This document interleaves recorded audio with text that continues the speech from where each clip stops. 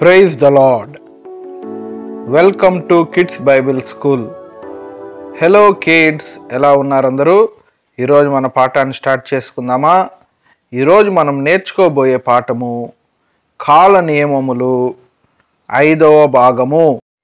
Praise the lord. Kids, మనము ముందు భాగంలో ఏమి నేర్చుకున్నాము అంటే ధర్మశాస్త్ర కాలం గురించి వివరముగా తెలుసుకున్నాము. ఈ ధర్మశాస్త్ర కాలంలో మానవుడు జీవించాల్సిన విధానమును నేర్పించిందే ఈ ధర్మశాస్త్రం అని మనము చెప్పుకొనవచ్చును. ఈ ధర్మశాస్త్రం అనబడేది ప్రభు అయిన యేసుక్రీస్తు శరీరధారిగా భూమి మీదకి వచ్చినంత కాలం వరకు ఇశ్రాయేలు ప్రజలకు న్యాయము తీర్చుటకు ఉన్నదని మనము ముందు భాగంలో వివరంగా తెలుసుకున్నాము. మరి ఈ భాగంలో మనము కాల నియమముల్లో విభాగింపబడినటువంటి మధ్యకాలమును గురించి వివరంగా తెలుసుకుందాము. ఈ కాల నియామకము ఏ విధముగా ఉన్నది అంటే బాప్తిస్మం ఇచ్చి యోహాను కాలం మొదలుకొని భూమి మీద కొత్త నిబంధన కాలపు సంఘము నిర్మింపబడి వరకు ఉన్న కాలమును మధ్యకాలమని చెప్పుకొనవచ్చును. ఈ కాలమందే ప్రభు అయిన యేసుక్రీస్తు జీవించి మరణించి పాతిపెట్టబడి పునరుద్ధానుడయ్యాడని మనము చదువుకొనవచ్చును.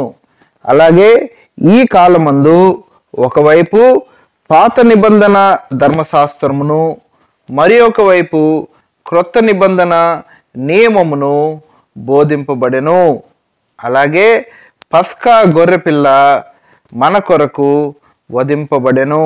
అనగా మన ప్రభు అయిన యేసుక్రీస్తు శిలువ మరణం పొంది పస్కా గొర్రెపిల్లగా మన పాపముల నిమిత్తము మన శాపముల నిమిత్తము ఆయన వధింపబడ్డాడు.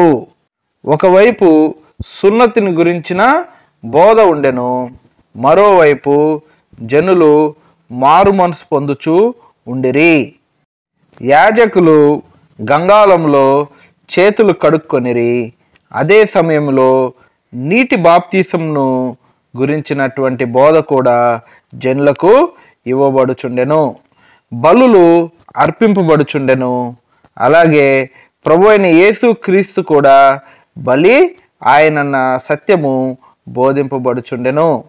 విశ్రాంతి దినమును ఆచరించుచూ ఉండెను.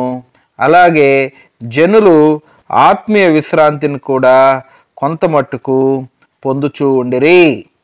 ఈ మధ్యకాలంలో 2 విధములైనటువంటి బోధలు అనగా పాత నిబంధనకు సంబంధించినటువంటి ధర్మశాస్త్రమును జనులు ఆచరిస్తూ వచ్చారు.